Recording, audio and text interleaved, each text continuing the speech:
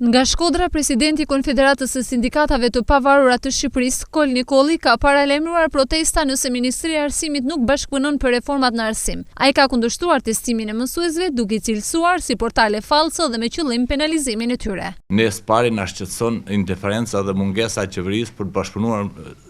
jo qeverisë shqiptare, por veçanërisht e Ministrisë Arsimit të Tërsi, Ministrës së Përgjithshëm, strukturave vendore, gjithë drejtorive rajonale të arsimore, të cilat nuk po bashkëpunojnë sa dhe si duhet me Konfederatën e Sindikatave për sa i përket proceseve të rëndësishme të reformimit dhe të ristrukturimit të sektorit arsimor. Ne jemi dhe do të jemi kundër reformave që ndërmerr kushdo qoftë në mënyrë individuale apo grupime të caktuara në rrethet ngushta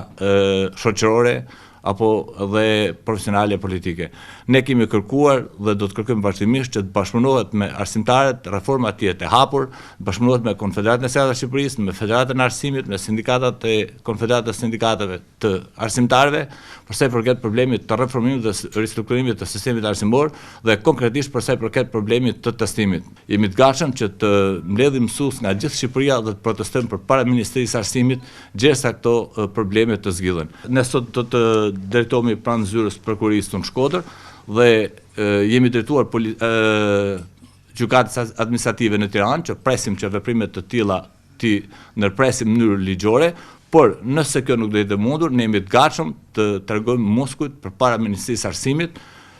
jo për thyë xhama dhe për djeg bunkere, por për protestuar. Ndërkohë, presidenti Nikolli ka denoncuar edhe abuzimin që Ministria e Arsimit në bashkëpunim me drejtoritë arsimore rajonale kanë bërë me listat e mësuesve që aderojnë në KSSH dhe që kotizacionin sindikal për 10.000 lekësh të vjetra ja kanë kaluar 2 pseu-sindikatave të tjera. Ndaj për këtë, Nikolli thotë se do të ndjekin rrugën ligjore pasi bëhet fjalë për 400 milion lekë në total. Kjo është një papërgjeshmëri së pari e drejtorisë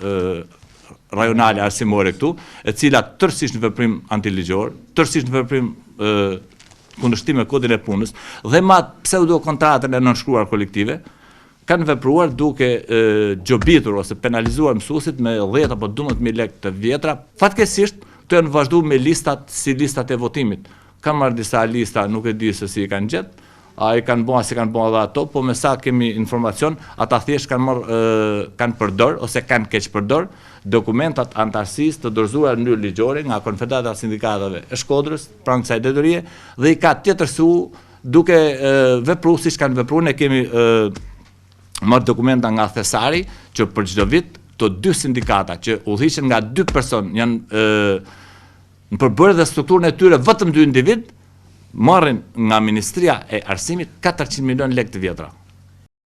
Ndërsa për sa i përket qarkut Shkodër, KSSH pretendon se përfitimi i 2 sindikatave të tjera me listat e mësuesve që kanë nënshkruar kontratën kolektive me Konfederatën e Sindikatave të Pavarura të Shqipërisë është 17 milion lekë të vjetra. Aktualisht në KSSH Shkodër aderojnë 1200 mësues nga 1700 në total.